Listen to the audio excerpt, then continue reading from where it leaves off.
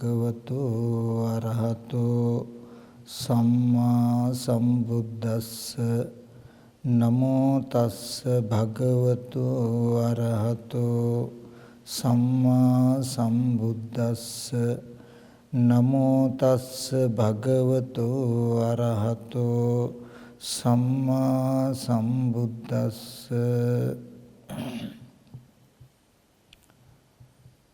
සදා පූජනීය වන්දනීය මහා සංඝරත්නයන් අවසරයි.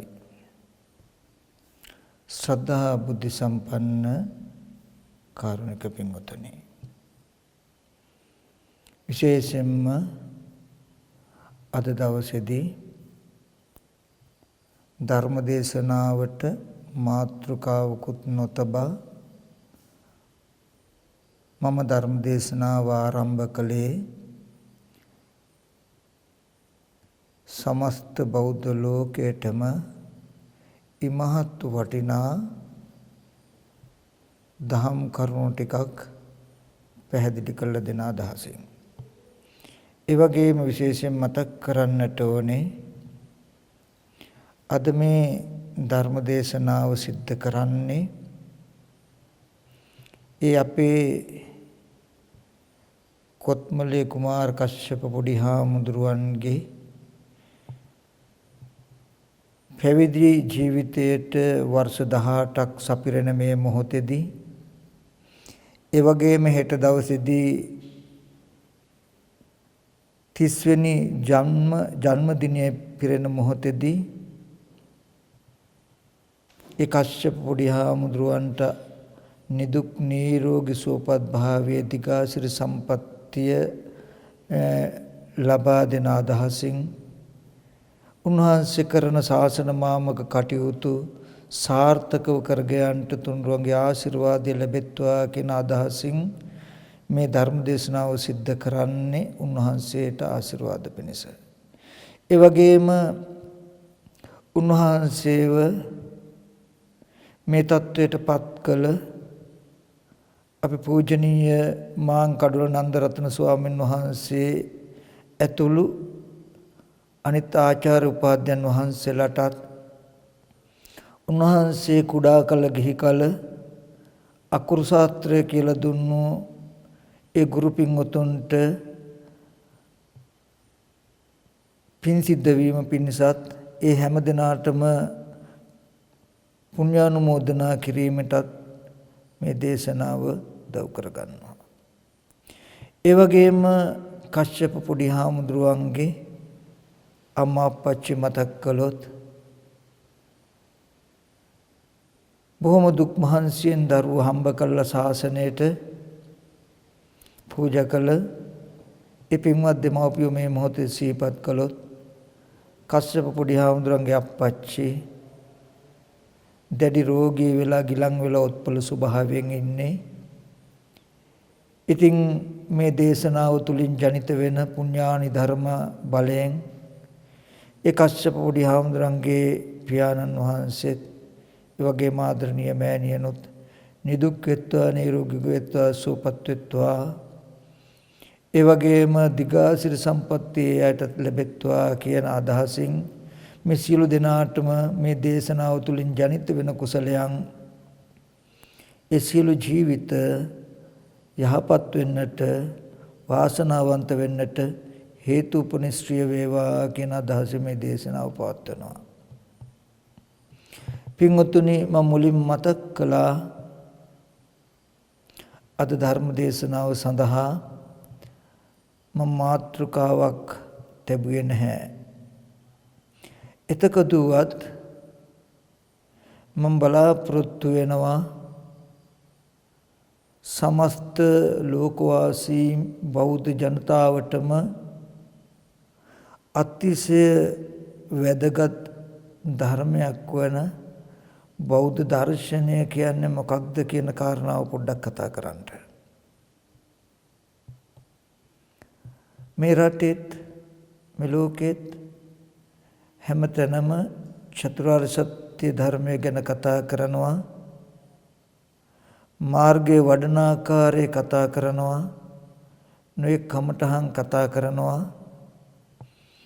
ඒ කතා කරන තැන් වලින් බොහොම අතලොස්සයි පරම නිෂ්ඨා වූ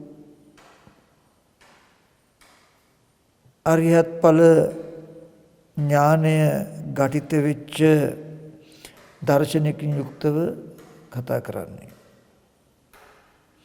අපි මේ ශාසනයේ බෞද්ධ දර්ශනය ගැන කතා කළොත් පින්වතුනි ඒ දර්ශනය කියලා කියන්නේ වෙන මොකටවත් නෙමෙයි. දුක්ඛ සමුදය නිරෝධ මාර්ග කියන මේ චතුරාර්ය සත්‍යයේ දැක්මටයි බෞද්ධ දර්ශනය කියලා කියන්නේ. යම් කිසි කෙනෙකුගේ సంతානයේ ඒ දර්ශනයේ ආරම්භයට මතක් කරනවා ditthi සම්පන්නයි කියලා. ඒ වගේම ඒ දර්ශන සම්ප්‍රාප්තියට ඒ දර්ශනය සාක්ෂාත් කළා වාසය කරන තැනට කියනවා අනුපද පරිනිර්වාණය. නැත්නම් සෝපදිශේෂ නිබ්බාන කියලා. පින්වතුනි බෞද්ධ දර්ශනය කියන තැන නියම විදිහට නිෂ්ඨාවක් නැත්තම් ඒකායන අදහසක් සමස්තය බෞද්ධයන් තුලම නැති හින්දායි කෙනා එක එක විදිහේ අදහස් දරාගෙන තම තමන් බෞද්ධ දර්ශනය කියලා හිතාගෙන ඉන්න හින්දායි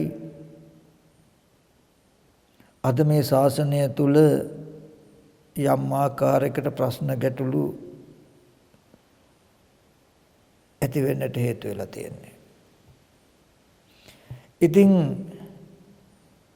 නිවන් දකින්න බලාපොරොත්තු වෙන හැම දිනාටම උපකාර පිණිස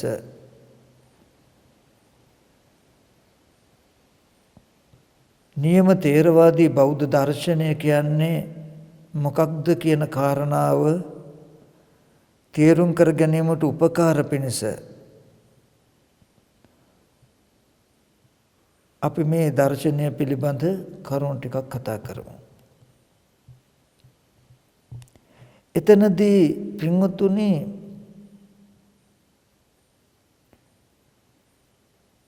මේ බෞද්ධ දර්ශනය ගැන ප්‍රධාන වශයෙන් අපට පැතිකඩවල් දෙකක් පේනවා. එකක් තමයි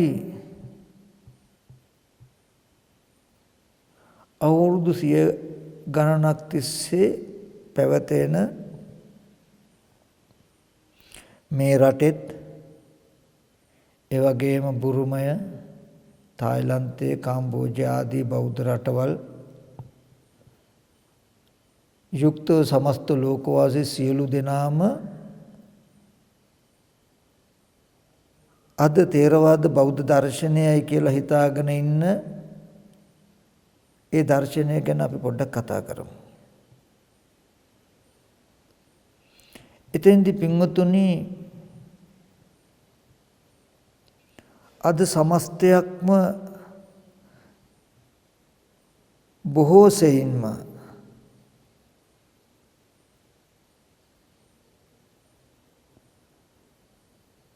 තේරවාදී බෞද්ධ දර්ශනයේ නිෂ්ඨාව නැත්තම් කෙරවල වූ අනුපාදා පරිනිර්වාණය ගැන කතා කරනවා. අපිට මේ ටික අවශ්‍ය වෙන්නේ පින්වතුනි යම් කිසි ආකාරයකට බෞද්ධ දර්ශනය ගැන යම් ආකාරයකට වැරදීමක් අපැහැදිලි බවක් තිබුණොත් ඒක ඍජුවම ප්‍රතිපදාවට බලපානවා. ඒක ඍජුවම නිවන සාක්ෂාත් කරන්ට අවශ්‍ය වටපිටාවට බලපානවා. ඒ හින්දා මේ දර්ශනය පිළිබඳ තියෙන කරුණු තේරුම් ගන්න එක වටිනවා, ඒ වගේම කාලෝචිතයි. අද වර්තමානයේදී මං කිය සමස්තයක්ම බොහෝ ලෝකවාසී අයම බෞද්ධ දර්ශනය හඳුනන්නේ මෙන්න මේ ආකාරයකට. ඒ කියන්නේ සෝපදිශේෂ නිබ්බාන.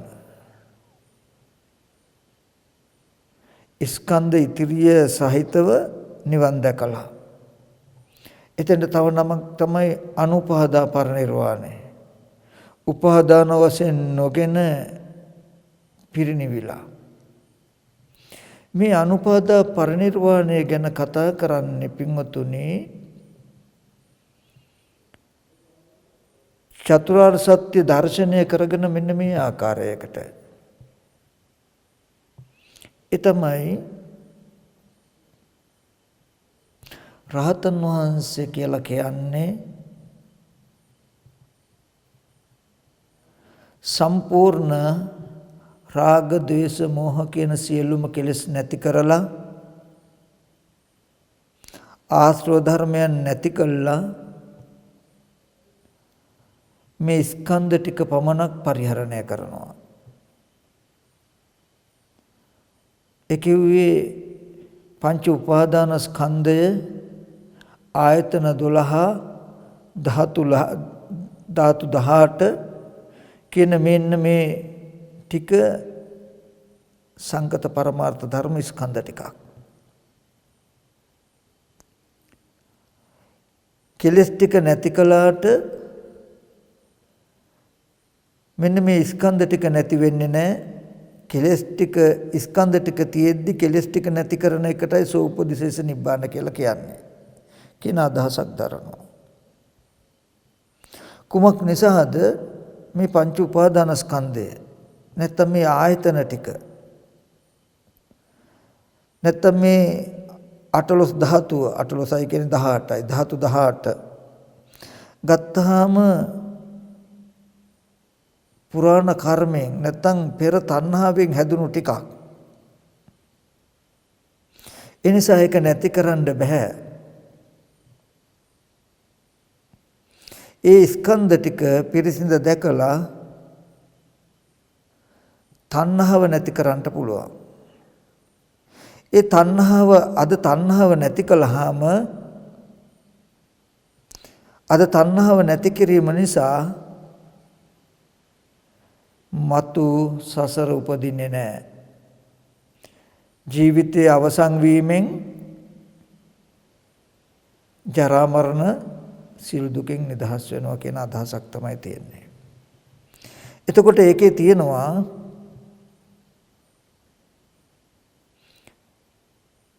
කෙලස් ටික නැති කළා මේ පංච උපාදානස්කන්ධය පරිහරණය කරනවා. මේ ආයතන ටික පරිහරණය කරනවා ක්‍රියාසිත වලින් කියන ටික. එතකොට චතුරාර්ය සත්‍ය දකින්නේ කොහොමද? පෙර ජීවිතයේ තණ්හාව නිසා වර්තමාන මේ පංච උපාදානස්කන්ධ දුක හැදිලා තියෙනවා.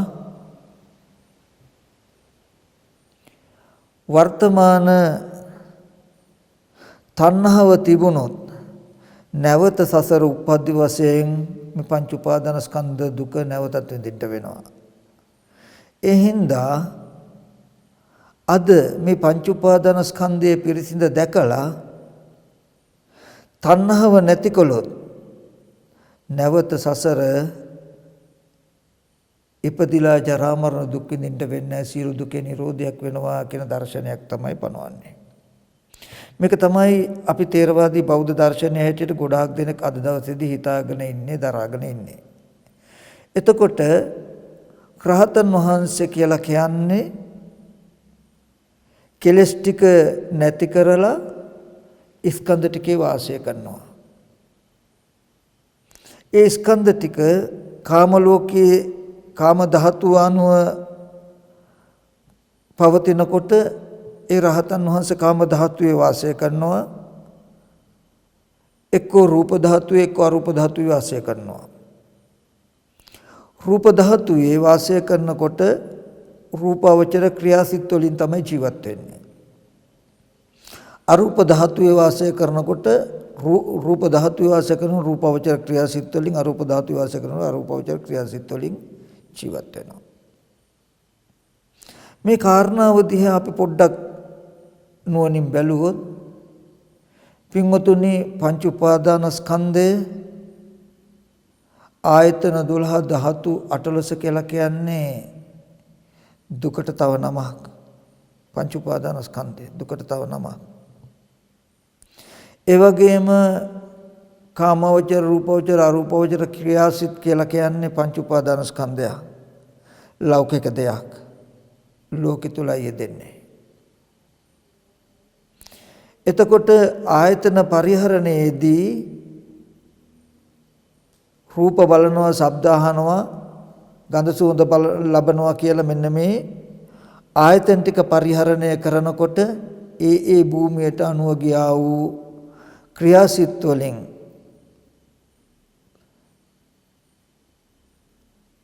ජීවත් වෙනවා. කලින් කලට නිවන අරමුණු කරනවා. නිවන අරමුණු කරනකොට අසේකයි රහතන් වහන්සේ නමක් කියන්ට වෙනවා. අනිත් වෙලාවේදී රහතන් වහන්සේද ලෞකික ස්කන්ධ ටිකකින් තමයි ජීවත් වෙන්නේ. මේ කාරණාව දිහා අපි පොඩ්ඩක් විමර්ශනයකින් බලමු. මම මතක් කළේ පින්වතුනි වර්තමානයේ තුල බෞද්ධ දර්ශනය විස්තර කරන එක පැතිකඩයක්. මේක ක්‍රමයක්. මේ ක්‍රමය හැබැයි වර්තමානයේ ඉන්න අපේ ස්වාමීන් වහන්සේලාට ගිහි පින්වතුන්ට විතරක් නෙමෙයි අතීතයේ බොහෝ කාලයක ඉඳන්ම මේ විදිහට තමයි බෞද්ධ දර්ශනය තේරුම් අරගෙන තිබුණේ. වර්තමානයේදී සමස්ත ලෝකවාසී බෞද්ධ ජනතාවම බෞද්ධ දර්ශනය හඳුන්වන්නේ මේ විදිහට. අපි මේ විදිහට ගත්තොත් හොඳට බලන්න මේ ටිකේ කියනවා එක කාරණාවක්. පංච උපාදානස්කන්ධයේ ආයතන 12 ධාතු 18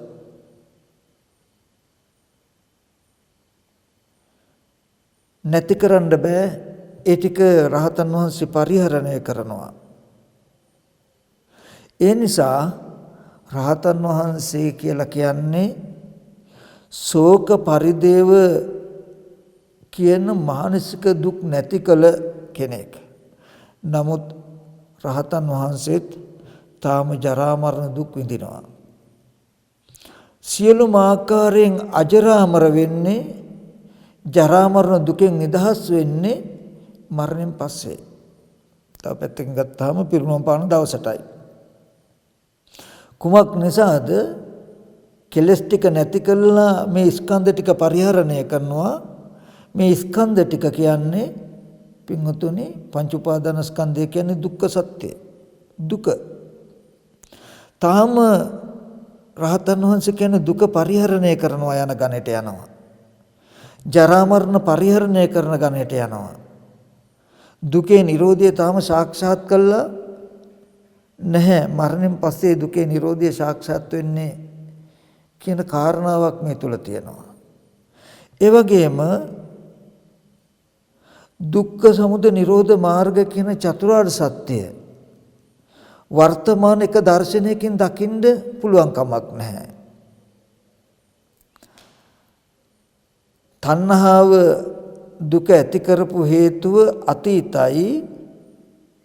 ඒ අතීත හේතුවට ඵලයක් හැටියට දැන් මේ පංච උපාදානස්කන්ධ දුක හටගෙන තියෙයි. ඊගවට මෙතනදී දුක්ඛ සත්‍ය හටගෙන තියෙනවා, දුක්ඛ සත්‍ය ඉපදිලා තියෙනවා, සමුදය සත්‍ය නිරුද්ධ වෙලා. දැන් මේ පංච උපාදානස්කන්ධ දුක ඇති කරපු තණ්හාව අතීතයි. අතීත තණ්හාව නිසා, අතීත කර්මය නිසා හටගත් පංච උපාදානස්කන්ධ ආයතන ධාතු කියන ටික තියෙන්නේ. එතකොට ස්කන්ධ ධාතු ආයතන කියන්නේ දැන් පච්චුප්පන්න ධර්මයක්, වර්තමාන ධර්මයක්, උපන්න දෙයක්. ඒ කියන්නේ දුක්ඛ සත්‍ය ඉපදිලා සමුදය සත්‍ය නිරුද්ධ වෙච්ච එකක් වෙනවා. ඊට පස්සේ අද දවසේදී මේ ස්කන්ධ ටික අසුර කරගෙන තණ්හාව පැවතුනොත් අනාගතයට ආපහු දුක ඇති වෙන, දුක් විඳින්න වෙනවා. එතකොට ඒකෙන් කියනවා වර්තමාන හේතුව කියන තැනට ගත්තාම සමුදය හටගෙන තියනවා, දුක නූපන්න එකක් කියන්න වෙනවා.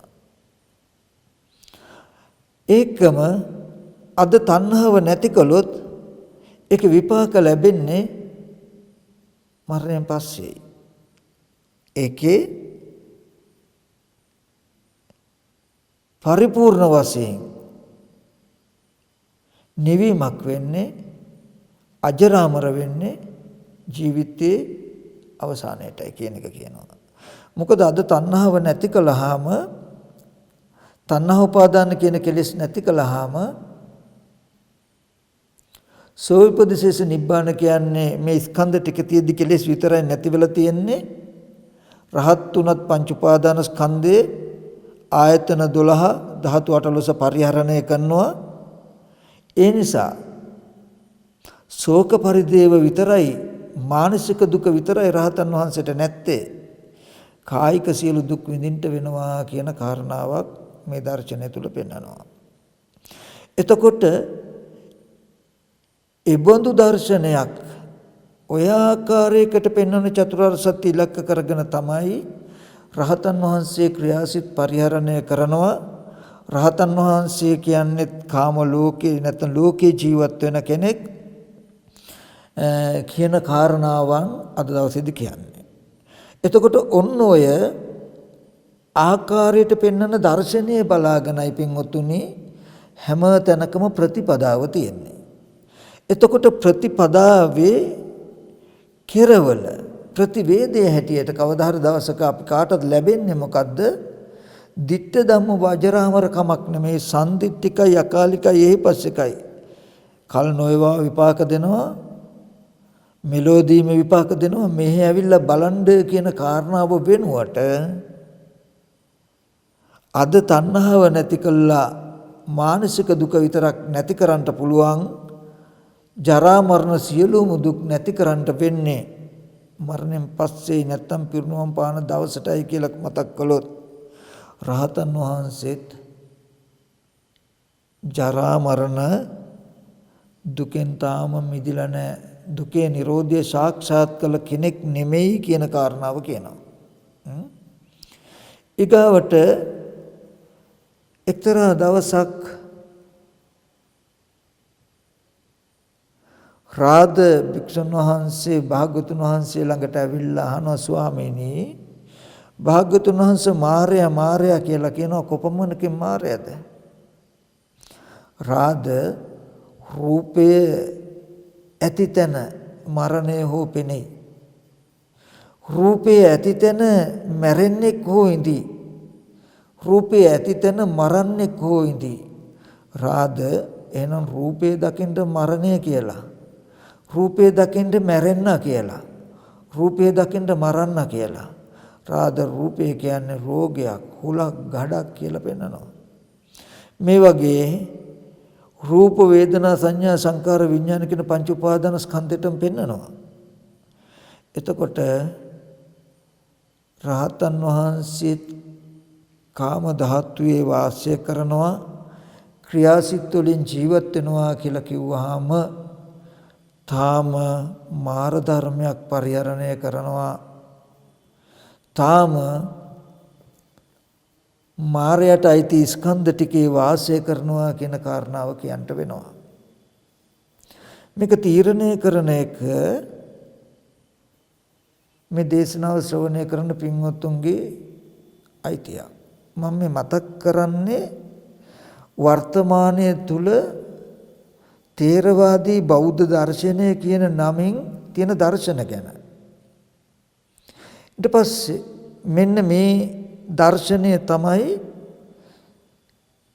99.90%ක්ම බෞද්ධ ජනතාව හැටියට අද දරාගෙන ඉන්නේ පිළි අරගෙන තියෙන්නේ. ඊට පස්සේ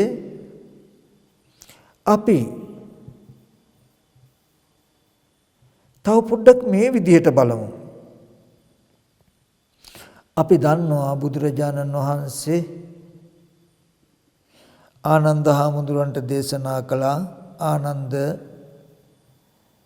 මාගේ ඇවෑමෙන් යම් ධර්මයක් යම් විනයක් මම පැනෙවුවා නම් ඒ ධර්මයයි ඒ විනයයි නුඹලට ශාස්ත්‍රුන් වහන්සේ වෙයි කියලා.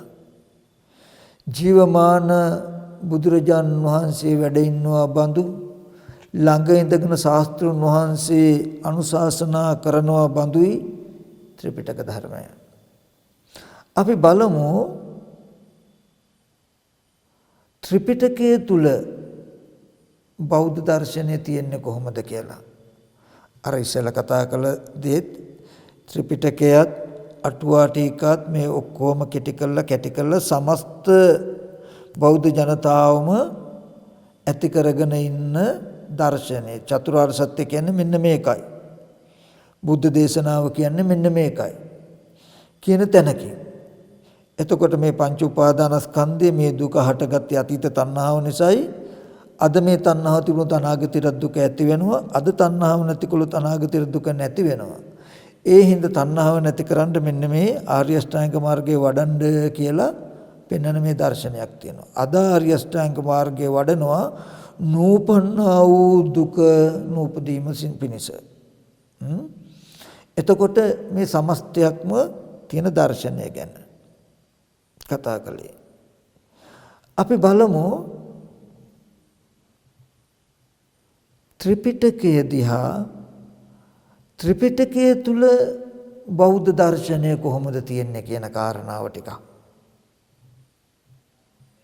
මේ දර්ශනය මම දකින ආකාරයට ඔයිට වඩා වෙනත් පැතිකඩකින් ත්‍රිපිටකය තුල පෙන්නනවා. මෙතනදී පෙළ දහමේ හෝ අටුවා ටීකා ග්‍රන්ථ හෝ වැරදි කියන එකක් නෙමෙයි මම මේ මතක් කරන්නේ.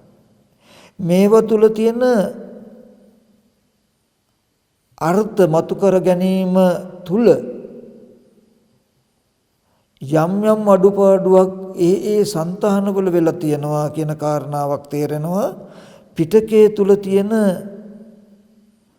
දර්ශනය දිහා බැලුවාම අපි ඒ ගැන පොඩ්ඩක් අපි මතක් කළොත් පින්වතුනි හොඳට අහගෙන ඉන්න මෙන්න මේ ටික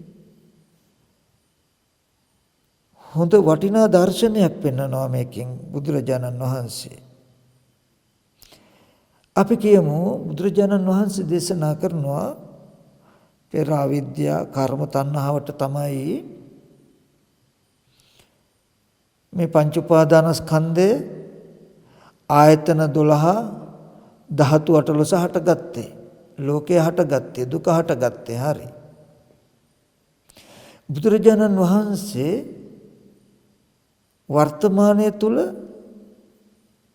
චතුරාර්ය සත්‍ය පෙන්නනවා.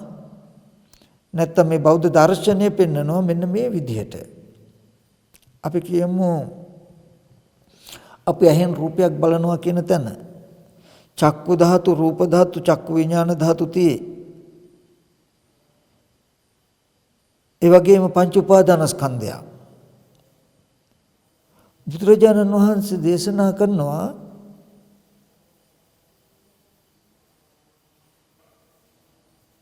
මේ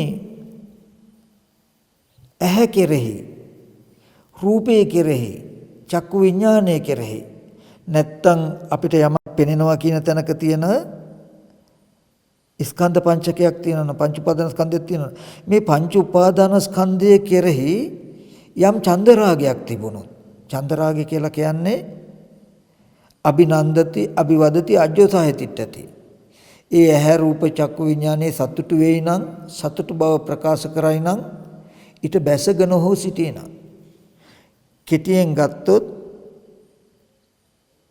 මේ ස්කන්ධ ටිකේ තණ්හා උපාදාන වශයෙන් හිටියොත් ඉන්නවනම් ඔකට තමයි දුක ඇති කරන හේතුව කියලා කියන්නේ දුක්ඛ සමුදය කියලා කියන්නේ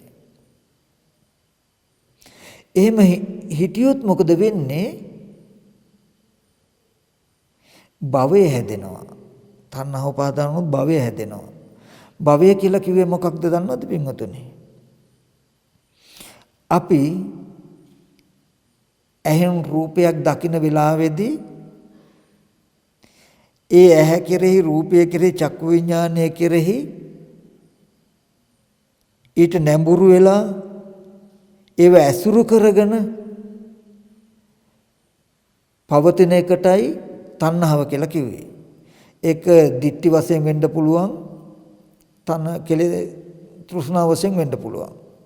ස්කන්ධ ටිකට නැමිලා ස්කන්ධ ටිකට ඇලිලා ස්කන්ධ ටික පිළි අරගෙන පිළිගත්ත පමණකින් ඇහැ පිළිගත්ත පමණකින් උපාදානයි රූපේ පිළිගත්ත පමණකින් චක්කු විඥානේ පිළිගත්ත පමණකින් ඒක ඇත්ත වීමම පින්වතුනි උපාදානයි ඒ විදිහට හිටියොත් අහකට යනකොට ඇහැ නිරුද්ධයි රූපය නිරුද්ධයි චක්කු විඥාන නිරුද්ධයි දැකපු දේ දැකීමෙන් පස්සේ ඉවරයි කියන එක පේන්නේ නැහැ.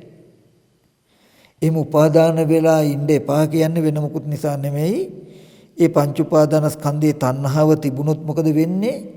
භවය හැදෙනවා කියලා කියන්නේ එතනින් අහකට යනකොටම දැකපු ඇහැ ඇතිකමට දැකපු රූපය ඇතිකමට දැකපු චක්කු විඥානය ඇතිකමට එළඹ සිටිනවා.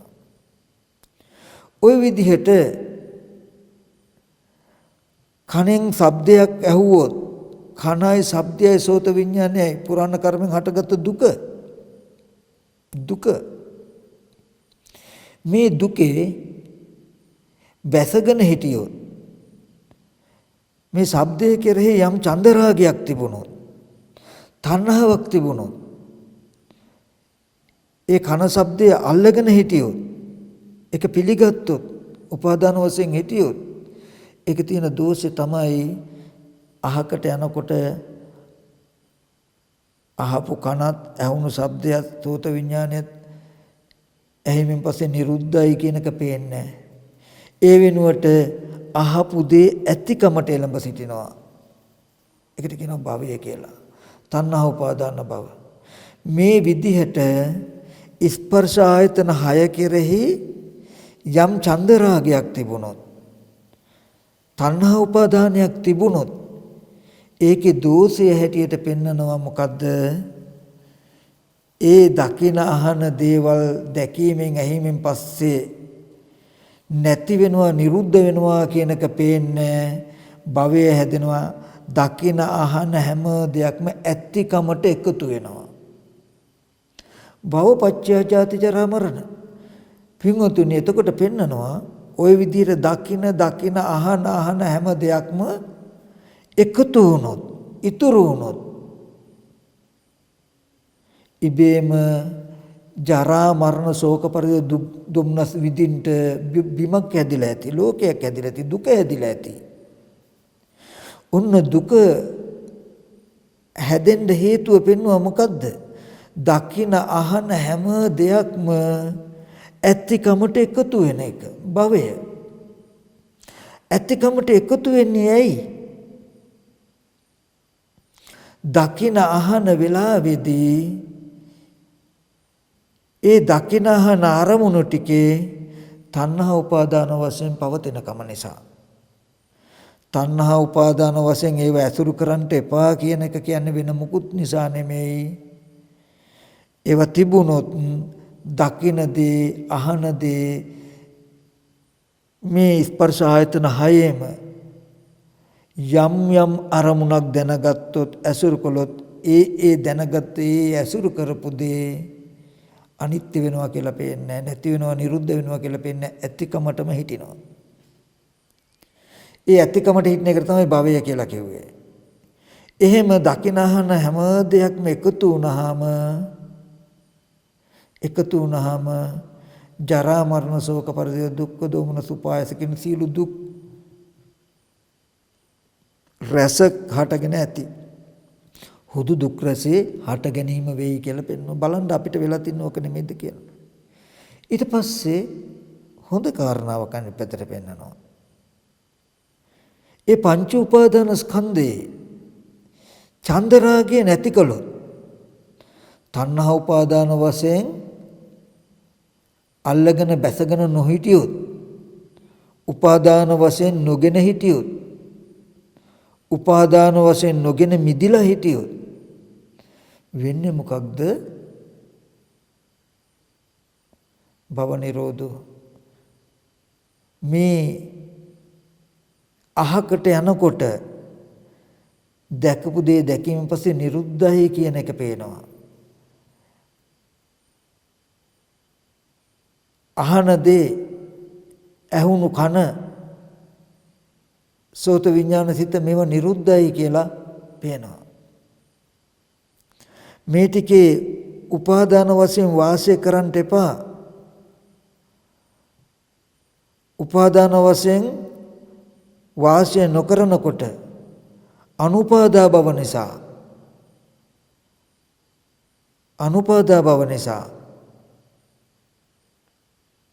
ස්කන්ධ නිරෝධය සාක්ෂාත් වෙනවා කියන එක පෙන්වනවා. දුක්ඛ නිරෝධය සාක්ෂාත් වෙනවා කියන එක පෙන්වනවා. මේ දකින අහන ස්පර්ශ ආයතන හයේ තණ්හා උපාදාන වශයෙන් බැසගෙන හිටියොත් මේ ස්පර්ශ ආයතන හයම ඇතිකමට භවය හැදිලා ජරා මරණ දුක හැදෙනවා කියලා පෙන්වුවා. දුකයි දුක්ඛ සමුදයයි දෙක මේ ස්පර්ශ ආයතන හයේ තණ්හා උපාදාන වශයෙන් නොගෙන ඒ ටිකෙන් මිදිලා හිටියොත්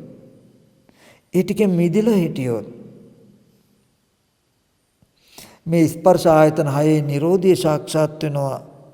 දැකපු දේ දැකීමෙන් පස්සේ නිරුද්ධයි, අහපු දේ ඇහිමෙන් පස්සේ නිරුද්ධයි කියලා නිරෝධය සාක්ෂාත් වෙනවා. ඒ සලආයතන නිරෝධය කියලා කියන්නේ ජරා මරණ ශෝක පරිදේ දුක්ඛ දෝමන සුපායාස නිරුද්ධಂತಿ. එතකොට ජරා මරණ දුක් විඳින ලෝකයක් උපදින්නේ නැහැ කියලා පෙන්නනවා. පෙන්නලා පිටකේ තුල සෝපදිශේෂ නිබ්බාන ධාතුව පෙන්වන්නේ පින්වතුනි පුරාණ කර්මයට හටගත්ත මේ පංච උපාදාන ස්කන්ධය ආයතන 12 18 ධාතු තුලින් නෙමෙයි.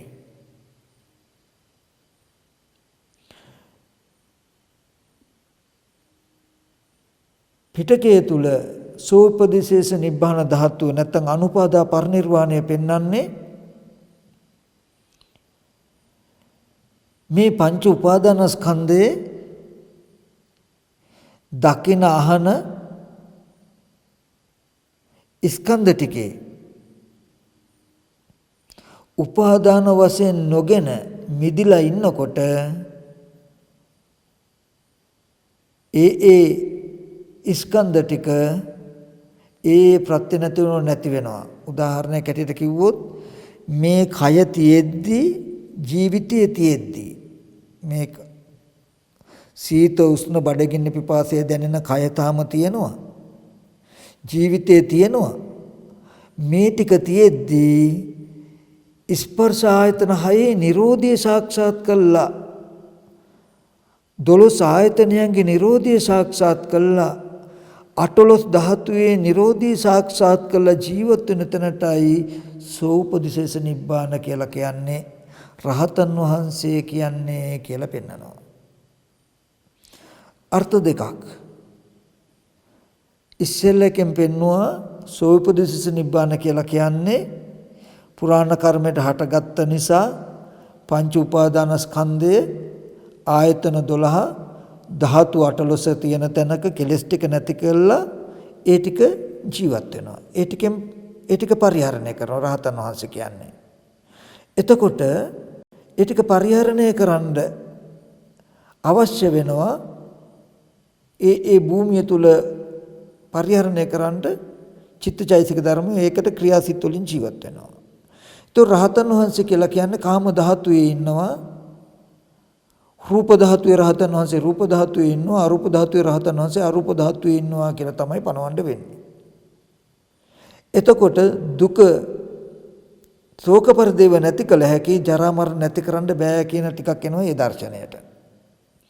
නමුත් පිටකයේ තුලදී පෙන්නනවා පුරාණ කර්මයට හටගත්ත මේ පංච උපාදානස්කන්ධය දැන් හේතු ප්‍රත්‍යයෙන් තියෙන්නේ හැබැයි පටිච්ච සමුප්පන්නයි. ඒ ටික ප්‍රත්‍ය නිරුද්ධ වෙනකොට නිරුද්ධ වෙන ස්වභාවයෙන් යුක්තයි. ඒ තුල පවතින්න පුළුවන් කමක් නැහැ. ඒ නිසා දැන් මේ පංච උපාදානස්කන්ධයේ තණ්හා උපාදාන වශයෙන් ඇලුනොත් මේ ස්පර්ශ ආයතන හයේ තණ්හා උපාදාන වශයෙන් ඇලුනොත් තියෙන දෝෂය තමයි භවය හැදෙනවා. භවය කියලා කියන්නේ දකින අහන හැම දෙයක්ම මේ ස්පර්ශ ආයතන හයම ඇත්තිකමට ඉතුරු වෙනවා. භවපච්චය ජාති ජරා මරණ ජාතිපච්චය ජරා මරණ ඇත්තිකමට තිබුණොත් ඉපදීම පෙනෙයි, ලෙඩවීම පෙනෙයි, මහලු බව පෙනෙයි, මරණය පෙනෙයි. අපි ජරා මරණ දුක් විඳින්න වෙලා තියෙන්නේ පින්වතුනි දකින අහන බලන හැම දෙයක්ම ඇතිකමට රැඳෙන නිසායි. ඇතිකමට රැඳෙන්නේ පින්වතුනි දකින අහන තැන තියෙන ස්කන්ධ ටිකේ බැසගෙන වාසය කරන නිසායි. ඒවා පිළි අරගෙන වාසය කරන නිසායි. ඒවා ඇසුරු කරගෙන වාසය කරන නිසායි. ඒවා චන්දරාගයෙන් නිස්ෘත වෙච්ච නිසායි.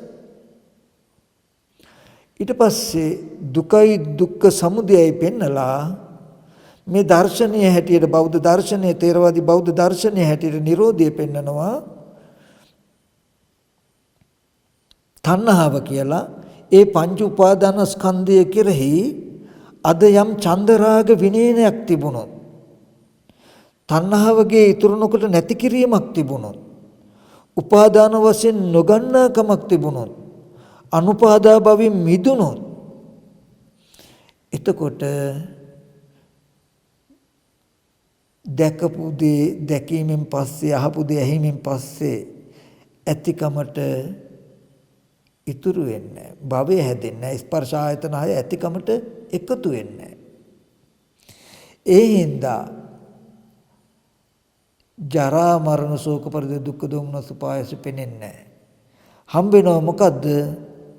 ස්කන්ධ නිරෝධය සාක්ෂාත් වෙනවා. අපි ඔක මෙහෙම ගත්තොත් අතීත හැ නිරුද්ධයි අනාගත හැ ඉපදිලා නැහැ. වර්තමාන ඇහි චන්දරාගය දුරු කළා ඇහි මිදිලා ඉන්නවා. ඒ හින්දා ඇහි නිරෝධය සාක්ෂාත් වෙනවා. තේරවාදී බෞද්ධ දර්ශනය හැටියට පෙන්වන්නේ රහතන් වහන්සේ කියලා කියන්නේ ඇහැ පරිහරණය කරන රූපය පරිහරණය කරන චක්කු විඤ්ඤාණය පරිහරණය කරන කාම ධාතුව පරිහරණය කරන කෙනෙක් නෙමෙයි.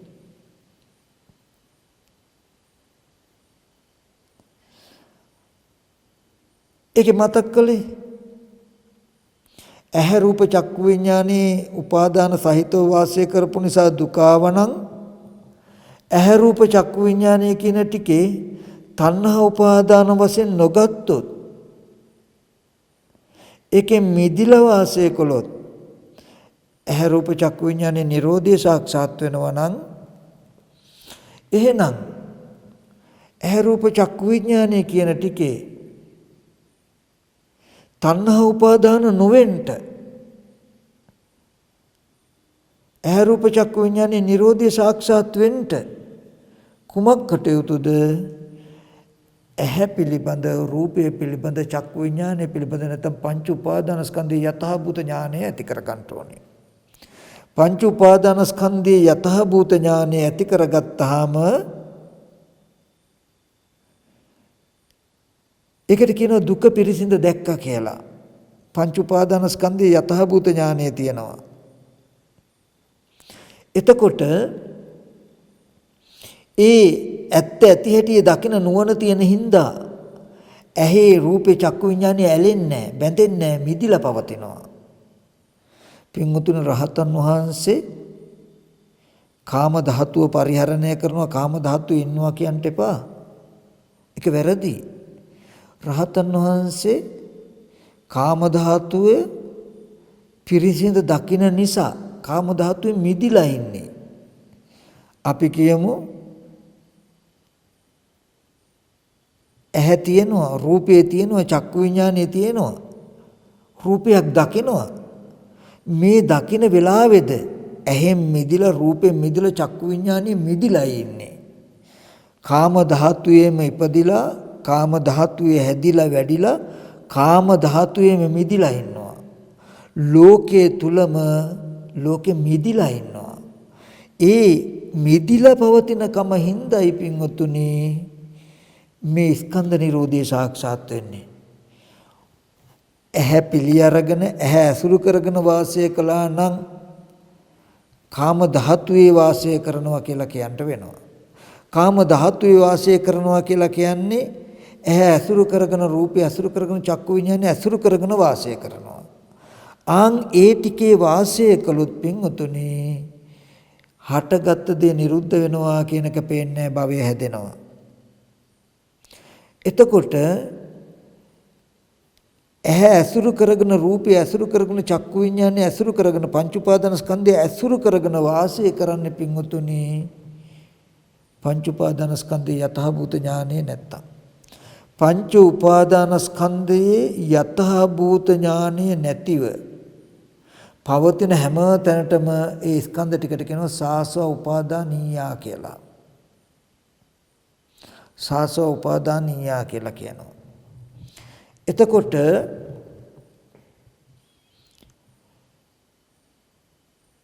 යම් තැනක මේ පංච උපාදානස්කන්ධය ගැන, ආයතන 12 ගැන, ධාතු 18 ගැන යථාභූත ඥානයක් ඇති වුණොත් ඒ යථාභූත ඥානය නිසා පංච උපාදානස්කන්ධය ඇලෙන්නේ නැහැ, බැඳෙන්නේ නැහැ. ඒ කියන්නේ මිදිලා පවතිනවා. අනුපාදා පරිනිර්වාණය කියලා කියන්නේ ඇහැ උපාදාන වශයෙන් අරගෙන නැහැ, රූපේ උපාදාන වශයෙන් අරගෙන නැහැ, කන උපාදාන වශයෙන් ගත්තේ නැහැ, ශබ්දේ උපාදාන වශයෙන් ගත්තේ නැහැ. මේ ස්පර්ශ ආයතන 6 උපාදාන වශයෙන් නොගෙන ස්පර්ශ ආයතන 6 මිදිලා ඉන්නවා. උන රහතන් වහන්සේ කියලා කියන්නේ ලෝකෙ මිදිලා ඉන්නවා. ඉන්න හින්දම භව නිරෝධෝ නැත්තම් දකින අහන දේ එකතු වෙන්නේ, ඇති වෙන්නේ. හටගත් දේ නිරුද්ධයි කියන එක සාක්ෂාත් වෙනවා. යංකින්චි සමුදය ධම්මං සබ්බන්ත නිරෝධ ධම්මං කියලා. මේ රහතන් වහන්සේ ඇහි නිරෝධය සාක්ෂාත් කරලා ජීවත් වෙන කෙනෙක්. නිරෝධය සාක්ෂාත් කරලා කියලා කියන්නේ වෙන මොකුත් නෙමෙයි. ස්කන්ධ ටිකේ යථාභූත ඥානය තියෙනවා. එච්චරයි. යථාභූත ඥානය නිසා ස්කන්ධ ටිකේ ඇලෙන්නේ, බැඳෙන්නේ නැහැ. ඒකෙ මිදිලා පවතිනවා. ඒ කියන්නේ සමුදය දුර වෙලා කියන එකයි. මිදිලා පවතින හින්දා දැකපු දේ දෙකෙන් පස්සේ නිරුද්ධයි, අහපු දේ ඇහිමෙන් පස්සේ නිරුද්ධයි කියන එක සාක්ෂාත් වෙනවා. සාක්ෂාත් කරලා තියෙන්නේ. නිරෝධය සාක්ෂාත් කරලා තියෙන මේ සලායතන නිරෝධයට දකින අහන දේවල් දැකීමෙන් ඇහෙන් පස්සේ නිරුද්ධ වෙන බව පේන්න මුකුත් කරන්න ඕනේ නැහැ. ලෝකය කියන එක නොහැදෙන්න, දුක කියන එක එකතු නොවෙන්න මුකුත් කරන්න ඕනේ නැහැ. ලෝක නිරෝධය සාක්ෂාත් කළා, දුක්ඛ නිරෝධය සාක්ෂාත් කළා තියෙන්නේ. අජරාමරයි. කය කෙලවර කොට, දිවි කෙලවර කොට ඇති භව තියෙද්දී ස්පර්ශ ආයතන 6 නිරෝධය සාක්ෂාත් කළා වාසය කරනවා. ඔක තමයි පිටකේ පෙන්වන බෞද්ධ දර්ශනය. හොඳට බලන්න මේ ස්කන්ධ ටිකේ ඇත්ත දකිනවා ඔන්න මාර්ගයෙන් දුක පිරිසිඳ දකින නුවණ පිරිසිඳ දකිනකොට මේ ස්කන්ධ ටිකේ ඇත්ත දකින නිසාම තණ්හා උපාදාන වශයෙන් නොගෙන මිදිලා තණ්හාව නැති කළා උපාදාන වශයෙන් නොගෙන මිදිලා මිදිච්ච නිසාම ස්කන්ධ නිරෝධය ඇහැ රූප චක්කු විඥාන නිරෝධය සාක්ෂාත් වෙනවා. මෙන්න මේ සලආයතන නිරෝධය සාක්ෂාත් කළ ජීවත් වෙන එකට කියනවා සෝපදේශ නිබ්බාන කියලා. පිටකේ තියෙන විදිහට රහතන් වහන්සේ කියලා කියන්නේ පංච උපාදානස්කන්ධයේ ආයතන 12 ධාතු 18 නිරෝධය සාක්ෂාත් කළා ජීවිතේන්ද්‍රිය තියෙනවා කය තියෙනවා ඒ ටිකේ වාසය කරනවා. පුරාණ කර්මයට හටගත්ත මේ කයේ මේ ජීවිතයේ අවසානයේදී ඒ ටිකත් නැති වෙනවා කල් ඇතුවම ප්‍රතිසන්දියට යන්න භවය නැති කළා හින්දා පහනක් නුණා වගේ නිවෙනවා කියන අර්ථයක් පෙන්වන්නේ. පින්වතුනි හොඳට බලන්න ස්පර්ශ ආයතන 6 නිරුද්ධ වුණාට පස්සේ යම් ජීවිතේන්ද්‍රයක පැවැත්මක් ඉතුරු වුණා නම් කයක් ඉතුරු වුණා නම් ඒකෙද නිමිති නැහැ. මේ මමයි කියලා පනවන්න නිමිත්තක් නැහැ. රහතන් වහන්සේ කියලා කියන්නේ ආකාශේ කුරුල්ලන්ගේ පාසටහන් නැහැ වගේ මෙන්න මෙතනයි කියලා පෙන්වන්න පුළුවන් සටහනක් නැහැ. ස්පර්ශ ආයතන 6 හටගත් දේ නිරුද්ධ අතීත ස්පර්ශ ආයතන 6 නිරුද්ධයි අනාගත 6 ඉපදිලා නැහැ වර්තමාන ස්පර්ශ ආයතන 6ෙම ඇත්ත ඇති හැටි දන්නා දක්නා කම නිසා ඒ ස්පර්ශ ආයතන 6 උපාදාන වශයෙන් නොගෙන මිදිලා පවතිනවා ඒ නිසාම ස්පර්ශ ආයතන 6 නිරෝධය සාක්ෂාත් වෙනවා. පින්වතුනි ස්පර්ශ ආයතන 6 ඇත්ත ඇති හැටි දකිනා නුවණ ඇති කරගත්තේ ඇයි? තණ්හාව නැති කරන්නයි. ඒ කියන්නේ ඇත්ත ඇති හැටි තියෙනකොට මේ ස්පර්ශ ආයතන 6 ඇසුරු කරගෙන පවතිනකම, බැසගෙන පවතිනකම, ඒවා පිළිඅරගෙන පවතිනකම, උපාදාන වශයෙන් අරගෙන පවතිනකම අතහැරෙනවා. උපාදාන වශයෙන් අරගත්තකම දුර වෙච්ච එකට කියනවා අනුපාදා කියලා. උපාදාන වශයෙන් කරගෙන උපාදාන කරගන්නේ අනුපාදා. සමුදය දුරු කිරීමමයි නිරෝධය කියලා කිව්වේ. ඒ අනුපාදා බව කුමකටද? නිවනට. නිවන කිව්වේ මොකේද? ඇහි නිරෝධයට, රූපේ නිරෝධයට, චක්කු විඥාන නිරෝධයට, පංච උපාදානස්කන්ධේ නිරෝධයට, ආයතනයන්ගේ නිරෝධයට, අතුරු ධාතුවේ නිරෝධයට මේ නිරෝධයයි සාක්ෂාත් වෙන්නේ.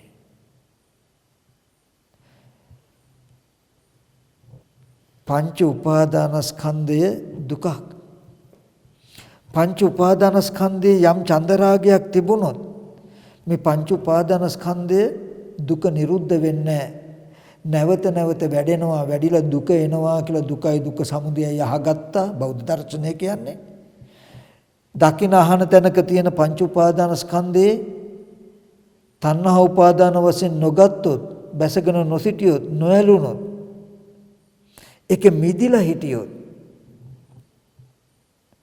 ඒ පංච උපාදානස්කන්ධ දුකේ නිරෝධය සාක්ෂාත් වෙනවා. භව නිරෝධය සාක්ෂාත් වෙනවා.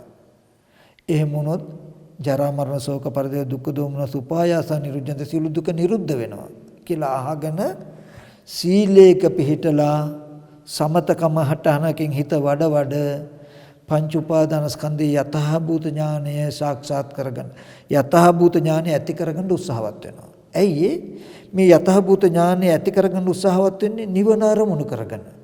මේ ස්කන්ධ ටිකේ ඇත්ත ස්කන්ධ ටික පිරිසිඳ දැක්කොත් යථාභූත ඥානය තිබුණොත් තණ්හා උපාදාන කියන කෙලෙසිය තියෙනවා නම් තණ්හා උපාදාන වෙනකමක් තියෙනවා නම් ඒකෙන් මිදෙනවා.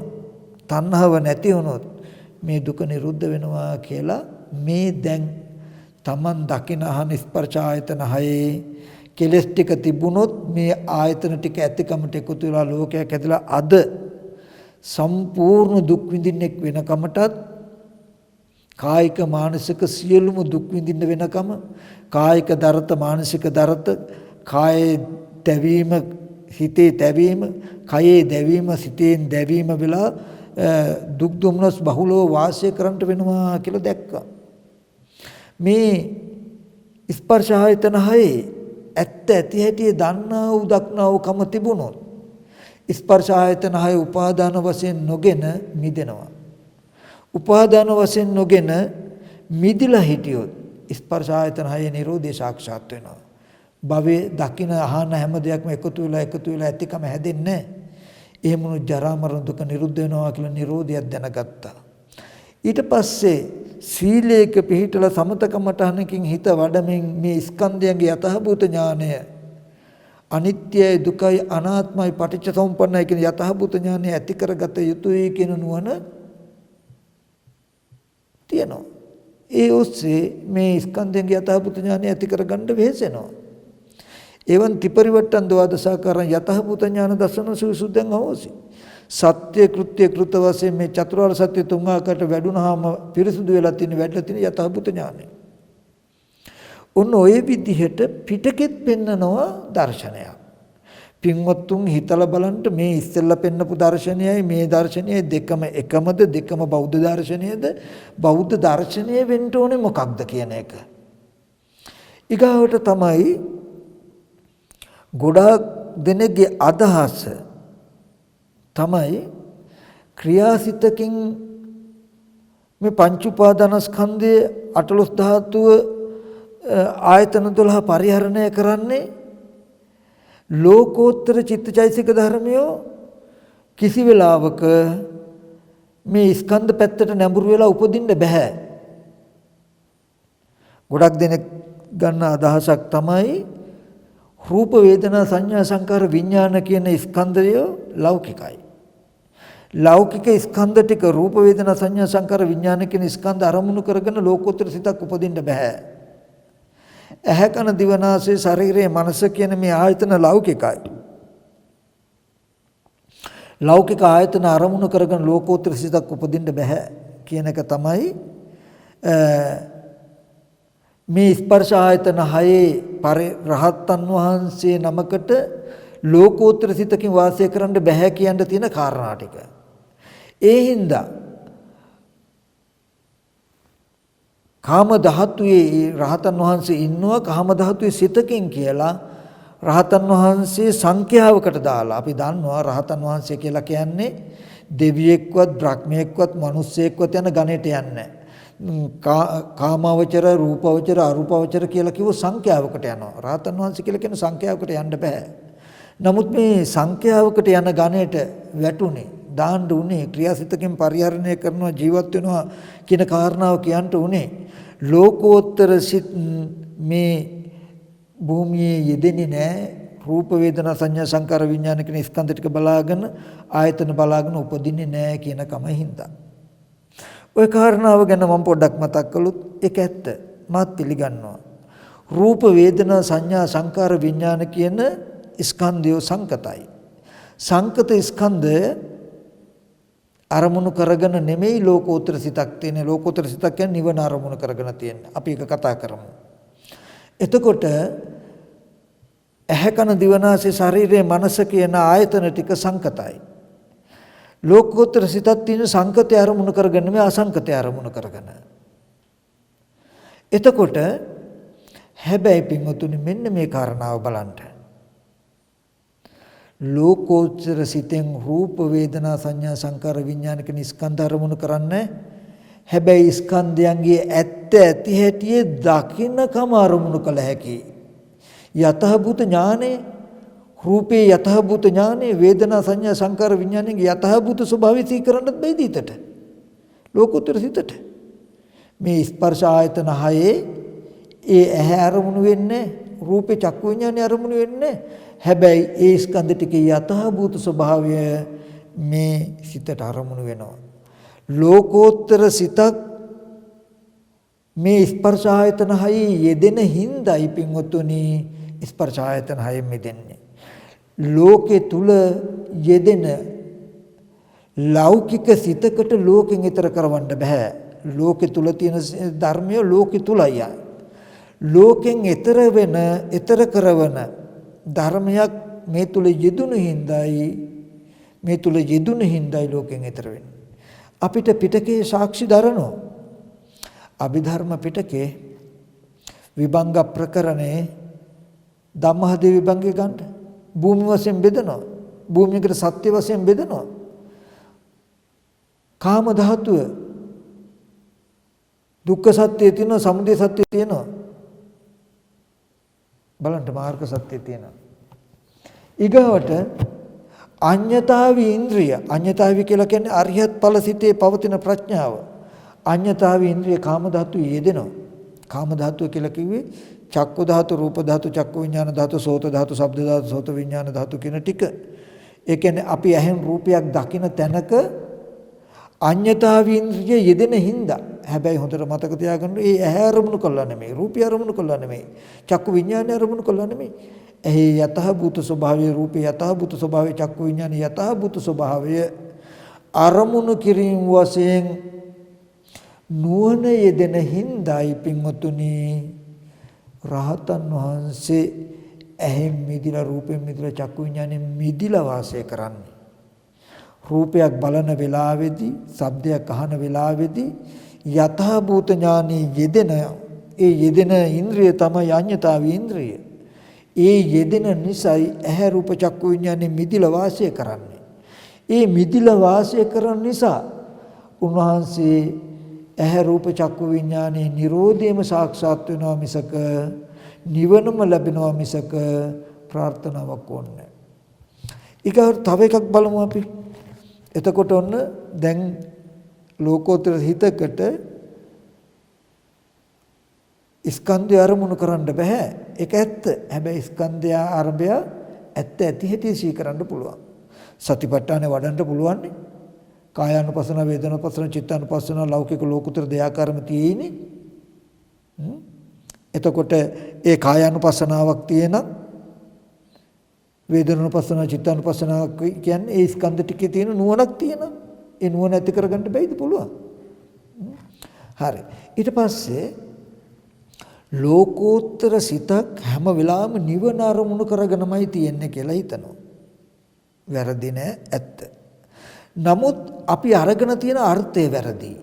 නිවන අරමුණු කරගෙනමයි කියනකොට කිසිම සංකත යමක් හසු නොවන අපි කියමු ශුන්‍යතාවය කියලා. මේ ශුන්‍යතාවය ඉලක්ක කරන්නේ කියන වගේ තැනකින් තමයි අර්ථය අරගෙන තියෙන්නේ. නෑ, ඇත්තටම එහෙම නෙමෙයි. ලෝකෝත්තර සිතක් නිවන අරමුණු කරගෙනමයි සලආයතන නිරෝධය, දුක්ඛ නිරෝධය, පංච උපාදානස්කන්ධ නිරෝධය, ආයතන නිරෝධය, ධාතුන්ගේ නිරෝධය අරමුණු කරගෙනමයි තියෙන්නේ. සංකතේ නිරෝධය අරමුණු කරගෙනමයි තියෙන්නේ. ඒක වෙන්නේ මෙහෙමයි. ලෝකෝත්තර සිතකින් ස්කන්ධ ටිකේ ඇත්ත ඇති හැටි දකිනවා, බලනවා. ඇයි එහෙම ඇත්ත ඇති හැටි බලන්නේ? එහෙම බලනකොට ඒ ස්කන්ධ ටිකේ තණ්හා උපාදානයක් තියෙනවා නම් ඒ තණ්හා උපාදානිය දුරු වෙනවා. අනුපාදාව වාසය කරන්න පුළුවන් වෙනවා කියලා දන්නවා. එතකොට හටගත් ස්කන්ධය නිරුද්ධ වෙනවා කියලා පේනවා. මෙන්න මේ නිවන අරමුණු කරගෙනමයි මේ විදිහට වාසය කරන්නේ. හොඳට මතක තියාගන්න සම්මා දිට්ඨිය කියලා කියන්නේ දුක පිරිසිඳ දකිනවා, සමුදය දුරු කරනවා, නිරෝධය සාක්ෂාත් කරනවා, මග්ග වඩනවා කියලා 4 කෘත්‍යයක් තියෙනවා. මහණෙනි, ඉර උදා වෙනකොට පෙරපසු නැතුව 4 කෘත්‍යයක් කරනවා. ආලෝකය ඇති කරනවා, අඳුර නසනවා, රූප දක්වනවා, සීත නසනවා. ඒ වගේ මහණෙනි මේ ලෝකෝත්තර නැත්නම් සම්මා දිට්ඨිය දර්ශන අවස්ථාවේදී පෙරපසු නැතුව 4 කෘත්‍යයක් කරනවා. දුක පිරිසින් දකිනවා. ඒ කියන්නේ පංච උපාදාන ස්කන්ධයේ යථාභූත ඥානය තියෙනවා.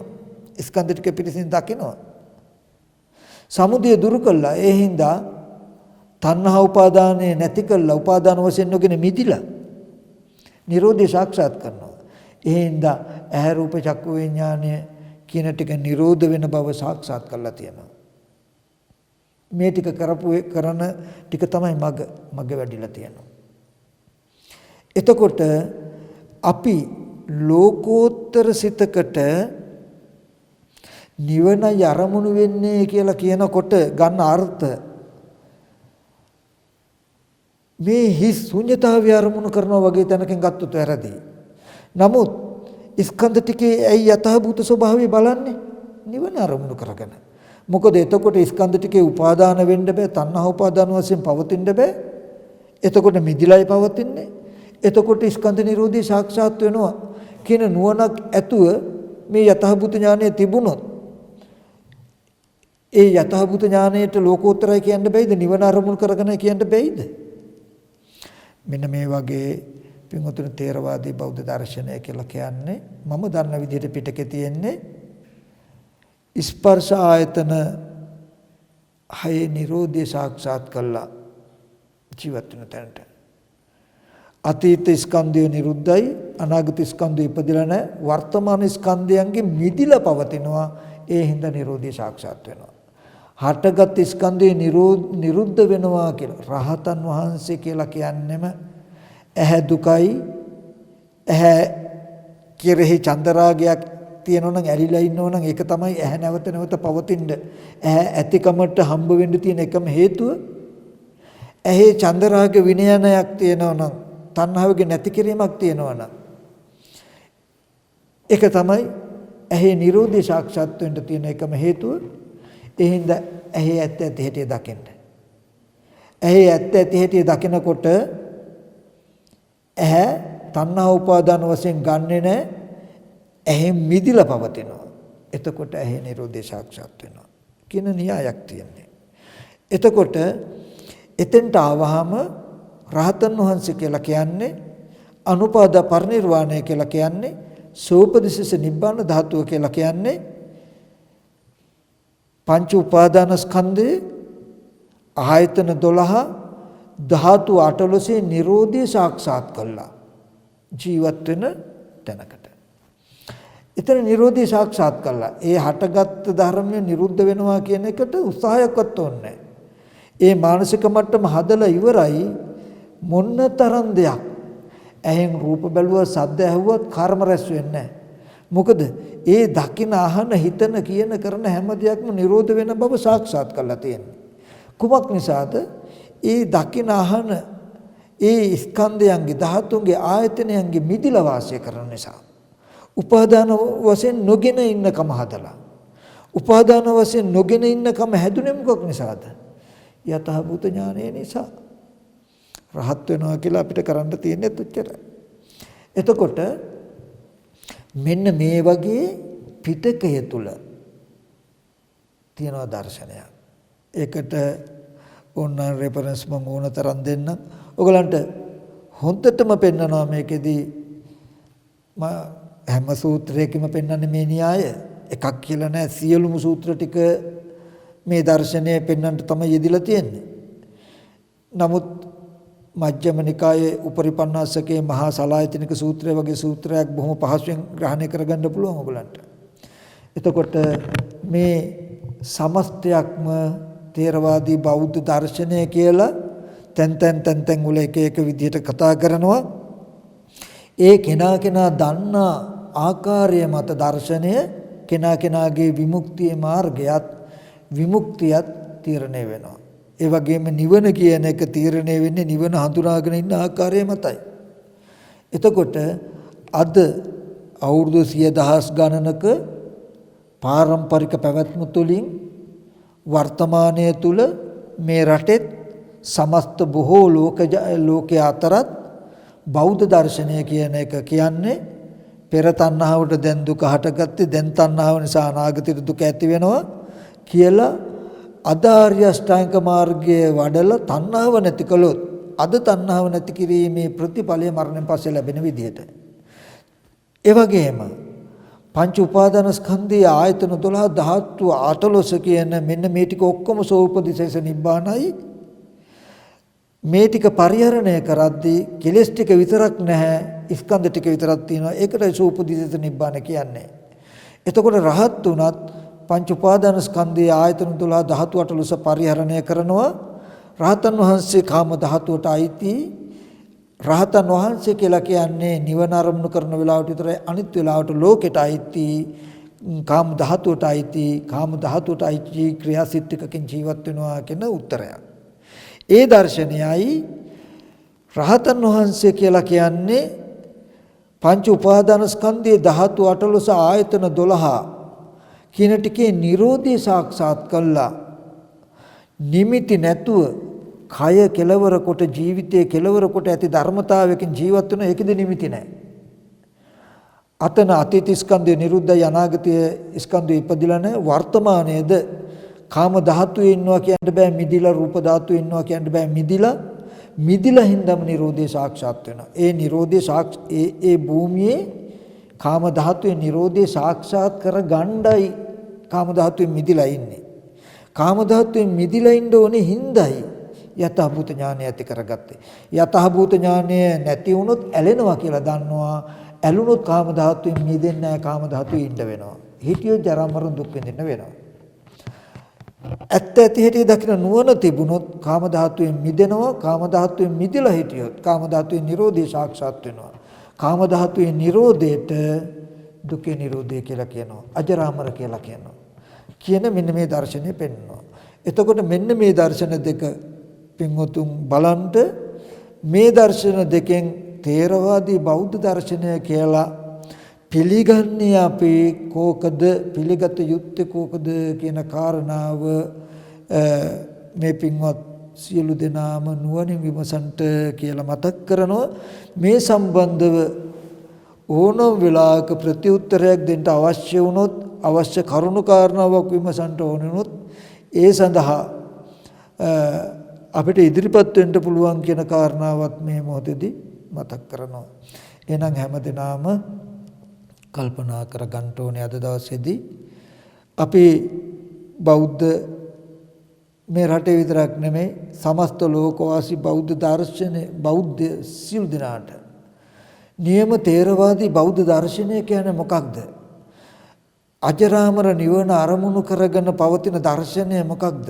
අපේ ජීවිතය තුළ අපි උපදවාගත යුතු දර්ශනය මොකක්ද කියන කාරණාව තේරුම් කරගන්න පුළුවන් වන ආකාරයට පිටකයේ තුල පෙන්වන සෝපදිශේෂ නිබ්බාන ධාතුව කියන තැනක අර්ථයත් වර්තමානය තුල අතීතයේ ඉඳලා බොහෝ වශයෙන් වර්තමානයේ තුල සමස්ත ලෝකවාසීන්ම බහුතර ජනතාවක් බෞද්ධ දර්ශනය කියලා ඉන්න දර්ශනයක් ගැන මම කතා කළා. මම මේ ඉතිසලා මේව කතා කරලා නැහැ. නමුත් මට හිතුණා මේ ටික කතා කිරීම සුදුසුයි කාලෝචිතයි කියලා. එතකොට පින්වත් අපේ ස්වාමීන් වහන්සේලා වෙන්න පුළුවන්, ගිහි පින්වතුන් වෙන්න පුළුවන් තීරණය කරන්න මේකෙන් ඇත්තටම අපිට ගන්න පුළුවන් බෞද්ධ දර්ශනය මොකක්ද කියන එක ඒ සඳහා අවශ්‍ය ප්‍රතිඋත්තරයක් අවශ්‍ය වුණොත් ඒකට උත්තර සපයන්න මම සූදානම් කියන කාරණාවත් මතක් කළා. ඉතින් හැමදෙනාටම මේ ජීවිතයේදීම මේ සලආයතන Nirodhi සාක්ෂාත් කරගන්න ලැබේවා, උතුම් වූ නිර්වාණ සම්පත්තිය සාක්ෂාත් කරගන්න ලැබේවා කියලා ආශිර්වාදනය කරනවා. හොඳයි, එහෙනම් අපි මේ දේශනාව තුළින් ජනිත වෙච්ච සියලු කුසලයන් අනුමෝදන් කටයුතු තැන් වලට අනුමෝදන් කරමු. ලෝක්‍ය සම්බුද්ධ ශාසනයත් ඒ වගේම මේ ආරණ්‍ය ශේෂ්ත්‍රයට අධිග්‍රහිත ශාසන මාමකිෂ්ඨකාරක සීල දෙවියෝ මේ පින් අනුමෝදන් වෙත්වා. දෙවියන්ගේ දිවේශිර වඩා වර්ධනය කරගෙන මේ දෙවියොත් පතන බෝධියකින් උතුම් වෙන සෙනසෙත්වා කියන අදහසින් අපි දෙවියන්ට පින් අනුමෝදන් කරමු. ඒ වගේම මේ දේශනාව තුළින් ජනිත වෙච්ච සියලුම කුසල ධර්මයන් බුද්ධ ශාසනය වර්තමානයේ තුල මමායනය කරමින් මේ සම්බුද්ධ ශාසනයට මහත් වූ සේවයක් කරන ලෝකවාසී බෞද්ධයන්ට මහත් වූ සේවයක් කරන අපේ කශ්‍යප පොඩි හාමුදුරුවන් පැවිදි භූමියටපත් වෙලා වර්ෂ 18ක් පිරෙන අද මොහොතේදී ජන්මදිනයේ වශයෙන් උප්පත්ති වශයෙන් ජීවන ගමනේ අවුරුදු 30 සම්පූර්ණ වෙන හෙට දවසේදී මේ සමස්ත ලෝකවාසීන්ගේ ඇස් දෙක පෑදීම සඳහා මංකල මේ දර්ශනාත්මක දේශනය තුලින් ජනිත වෙච්ච යම් කුසලයක් තියෙනවා. ඒ සියලුම කුසලයන් කස්සප පොඩි හාමුදුරන්ට අනුමෝදන් වෙත්වා. අපි පින්වත් පොඩි හාමුදුරුවෝ නිදුක් වෙත්වා, නිරෝගී වෙත්වා, සුවපත් වෙත්වා. চিරාත් කාලයක් ලෝකයට සම්බුද්ධ ශාසනයට සේවයක් කරන්නට මේ සියලුම කුසල් අපේ කස්සප පොඩි හාමුදුරන්ට හේතුපනිශ්‍රියම වෙත්වා. පොඩි හාමුදුරුවෝ බලාපොරොත්තු වෙන බෝධියකින් උතුම් නිවනින් සැනසෙත්වා කියලා උන්වහන්සේගේ පැවිදි ජීවිතයේ වර්ෂ 18ක් පිරෙන මොහොතේදී ජන්මදිනයේ අවුරුදු 30ක් පිරෙන මොහොතේදී උන්වහන්සේට තුට්ටු පඳුරක් වශයෙන් මේ සියලු පින් අනුමෝදන් වෙත්වා. ඒ වගේම කශ්‍යප පොඩි හාමුදුරුවන්ව මේ තත්වයට ගේන්න වෙරවීරිය වැඩූ ඒ අපේ ගෞරවනීය මාංගල්‍ය නන්දරතන හාමුදුරුවන් වහන්සේ, ස්වාමීන් වහන්සේ ඇතුළු ආචාර්ය උපාධ්‍යයන් වහන්සේලාටත් උන්වහන්සේ ගිහි කල කුඩා කල අකුරු කල ඒ පාසල් වල ගුරු පින්වතුන්ටත් මේ කුසලය හේතුපනිශ්‍රේ වේවා. ඒ සියලු දෙනාටද ප්‍රාර්ථනීය බෝධියකින් උතුම් නිවන සැනසෙන්න මේ පින් හේතුපාරමී වෙත්වා කියලා පින් අනුමෝදන් කරනවා. ඒ වගේ මේ තුලින් ජනිත වෙච්ච සියලුම කුසල ධර්මයන් කස්සප ස්වාමීන් වහන්සේගේ පියාණන් වහන්සේ දැඩි රෝගී වෙලා ගිලන් වෙලා උත්පල වෙලා තියෙන්නේ මේ පුණ්‍යානි මේ කුසලානිසංස ධර්ම ඵලයෙන් ඒ පොඩි හාමුදුරන්ගේ ආදරණීය ප්‍රියතුමා ඒ රෝගී ස්වභාවයෙන් ඉක්මනට සුවපත් වෙලා නිරෝගී ස්වභාවයටපත් වේවා. එතුමට දීර්ඝායුෂ ලැබේවා. ඒ වගේම ප්‍රාර්ථනීය බෝධියකින් උතුම් නිවනින් සැනසෙන්නටත් මේ පින් හේතු වේවා. කායික මානසික සැනසෙල්ල ලැබෙත්වා කියලා ආශිංසනය කරන ගමන් ඒ පියා තාත්තවත් බලාගෙන පොඩි හාමුදුරුවෝල්ලන්වත් රැක බලාගත්ත කශ්‍යප පොඩි හාමුදුරන්ගේ ආදරණීය අම්මටත් ඒ වගේ කිරියම්මා ඇතුළු ඒ ඥාතින්ටත් මේ පින් අනුමෝදන් කරනවා. ඒ අයද නිදුක් වෙත්වා, නිරෝගී වෙත්වා, සුවපත් වෙත්වා. කායික මානසික සැනසෙල්ල වඩා වර්ධනය කරගනිත්වා. උතුම් නිවන සැනසෙත්වා කියලා යටත් පින් අනුමෝදන් කරනවා. මේ දේශනාව සවන් දුන්නා වූ ඔබ සියලු දෙනාට සම්මා සම්බුදු සරණයි.